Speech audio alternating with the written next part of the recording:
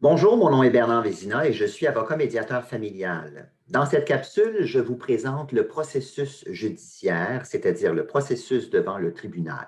Donc, dans ce cas-là, vous avez peut-être essayé la médiation, ça n'a pas fonctionné ou ce n'est pas possible pour vous de faire la médiation pour toutes sortes de raisons. Vous n'arrivez pas à vous entendre et vous ne vous entendrez pas avec votre ex-conjoint, conjointe et la seule solution est de prendre un avocat et d'aller devant le tribunal pour demander de trancher, de rendre un jugement de divorce, de rendre un jugement de séparation, de garde et de pension alimentaire. Donc, je vais partager mon écran avec vous pour vous expliquer ce processus-là en plusieurs étapes.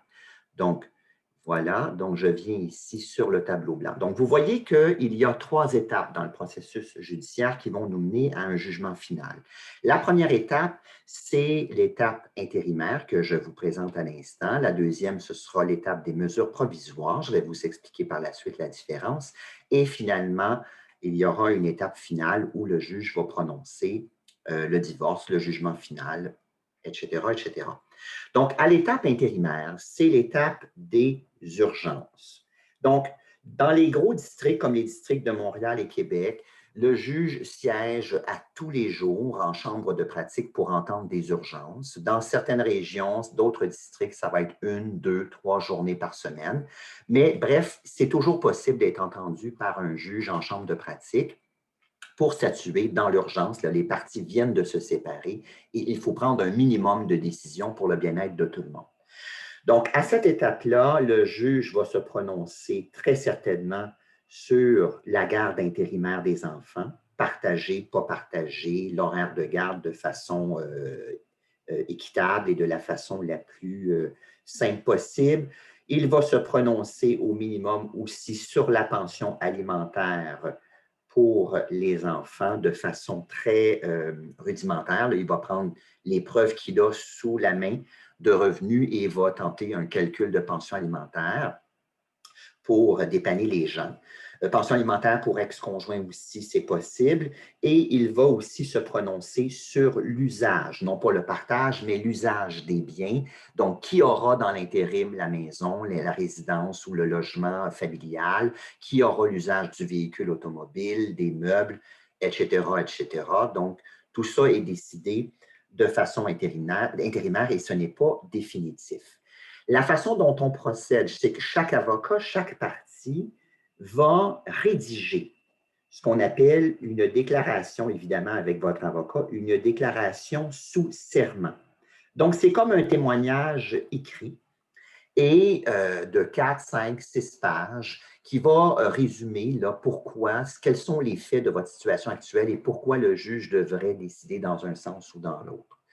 L'autre parent, l'autre partie va faire la même chose avec son avocat, va rédiger une déclaration écrite sous serment et la partie demanderesse pourra évidemment rédiger une réplique et une contre-réplique avec permission du tribunal, etc., etc. Donc là, le juge, il a un dossier devant lui.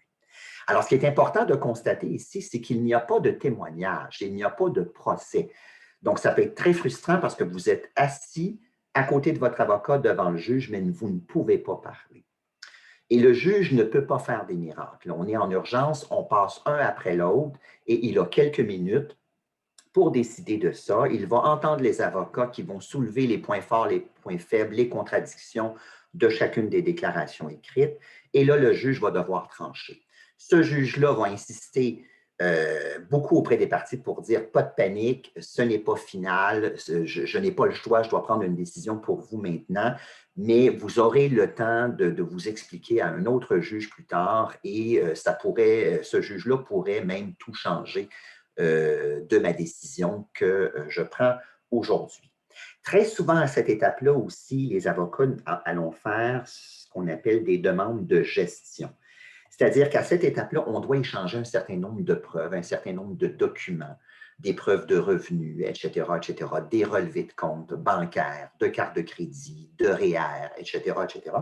Donc, on va demander cette documentation-là et si une partie donc résiste à nous fournir de l'information, évidemment, le juge va ordonner de nous fournir cette documentation-là ou ordonner à des tiers de nous la fournir pour nous permettre de monter notre dossier. Le juge va prendre une décision au minimum pour 30 jours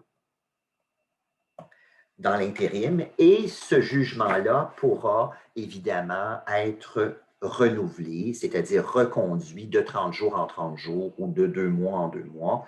Donc, il y a quand même une limite, là, mais ça peut être répété et on peut aussi répéter ce processus-là, c'est-à-dire de faire d'autres déclarations écrites et être réentendu au stade intérimaire entre-temps par un juge parce qu'il y aurait une nouvelle situation qui justifierait, par exemple, de modifier la pension alimentaire ou de modifier la garde avant de procéder à la prochaine étape.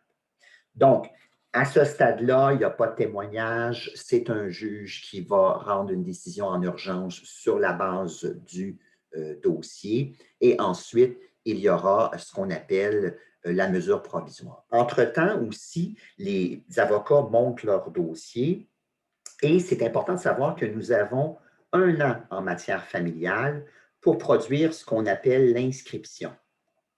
L'inscription, c'est un document des avocats qui dit, dans le fond, au greffier, voilà, nous sommes prêts, on a échangé tous les documents.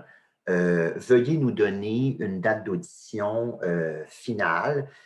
Voici la liste de nos témoins. Voici pendant combien de temps je vais les interroger, les contre-interroger en français, en anglais, témoins ordinaires, témoins experts. Voici brièvement quel sujet ces témoins-là vont venir parler, éclairer le tribunal. Donc, et une fois qu'on a déjà toutes ces informations-là, on est en attente d'une date d'audition. Donc, je vous invite à regarder la prochaine capsule pour connaître les prochaines étapes de ce processus-là. À tout de suite.